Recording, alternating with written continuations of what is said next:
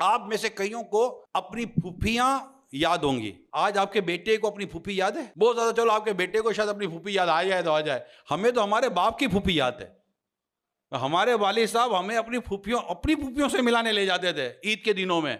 ये याद होगा आप सबको मैं जो बातें कर रहा हूं। जब ईद होती थी तो हम छोटे छोटे होते थे, हमारे वालिद साहब हाथ पकड़कर हमें रिश्तेदारों के घरों पे ले जाते थे। हमें रिश्तों की पहचान हमारे वालिदैन ने कराई। आपको याद होगा, आपको भी यही हुआ, मेरे साथ भी यही हुआ है। मैं को मतलब कोई जवान आदमी थोड़ी, I am 57 year old almost, दादा नाना हूं। आज क्या हमारे बच्चे हमारे इनको जानेंगे, हमारे उन कजन्स को पहचानेंगे? क्योंकि हम लेकर ही नहीं जा रहे। हम ईद पे बोल भी दे बेटा चलो, अब वो आप जाओ ना, मैं अपने दोस्तों के साथ जा रहा हूँ, मेरे पास टाइम नहीं है। वो बोला ठीक है बेटा, ठीक है, कोई मसला नहीं है, हाँ बेटा ठीक है। अब बीवी बोलेगी ले जाओ ना, कब सुधरेगा ये?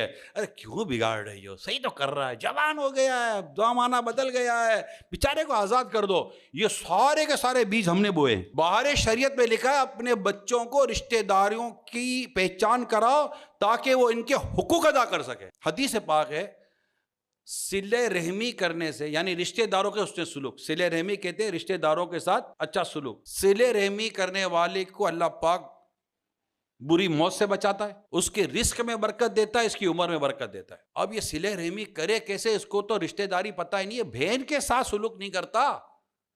हमारे बड़ों ने अपनी बहनों के घर आबाद किए, हमारे बड़ों ने अपनी बहनों की शादियां करवाई, मतलब हमारी फूफियों की शादियां करवाई, अपनी शादियां बाद में की, पहले बहन का घर आबाद हो जाए। ये सब आपको याद होगा। क्या आज आपका बेटा, हमारा यानी आज की जनरेशन, हमारी आज की जनरेशन क्या इसका इंतजार करेगी कि पहले मैं बहन का कर लूं? बल्कि बाप तो ये कहता हुआ इनके साथ बैठा होता है, मैं मर जाऊंगा तो तू करेगा क्या अपने भाई बहनों का? यही वो चीजें थी, कल्चर, सकाफत, हमारी अकदार, और जो इस्लाम और दीन को बहुत पसंद है, मैंने वो बातें की हैं। चूंकि हमने जनरेशन को इनकी आदतों के सिपुर्द कर दिया है। चलो जो हुआ सो हुआ। अब अगर वो आ जाए वापस, अब तो घोड़ा इतना बड़ा हो गया कि बैठने जाओगे तो गिरा देगा, लेकिन अभी भी घर में छोटे छोटे हैं। अब जैसे ये इनको लेकर आए, मैं इसको बच्चे को देखकर याद आया, अब इनकी उम्र आपके सामने है। अब इस बच्चे को जो मैंने अर्ज किया है, अगर आप इस पैटर्न पर लेकर चलते हैं, मस्जिद, कुरान, दीन, इस्लाम, रिश्तेदार, ये बच्चा बड़ा होगा ना तो ये आपकी उसी ट्रैक पर चलेगा।